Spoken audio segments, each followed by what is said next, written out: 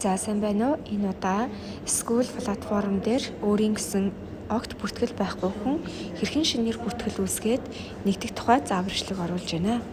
Үүний тулд та эхлээд танд ирсэн чатны линкэн дээр дарах хэрэгтэй. За бүртгүүлэх гээд дарангууд та манай School-ийн платформ руу шууд тусарна.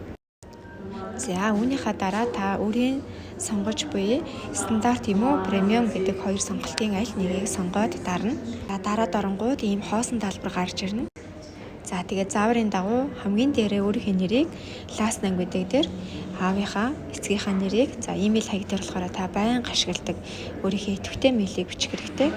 Харин доотлын пассворд гэдэг дээр энэ таны мэйлийн нууц үг биш, цаашид School дээр нэвтрэж орохдоо ашиглах нууц үгээ үсгэж бичнэ гэсэн үг. За ингээд мэдээлэл бүглэж дуусаад та sign up гэж дарах хэрэгтэй. За ингээд дараад оронгууд таны энэ дээр бүртгүүлж байгаа мэйл хаягт 4 оронтой код очдог. Энэ тэр кодыг та энэ зан дээр оруулах хэрэгтэй. За үүний дараа join гэж гарч ирээд та төлбөрийн хэсэг рүү шилжгээд таны виза картн дээр байдаг олон оронтой кодыг эхлээд оруулна.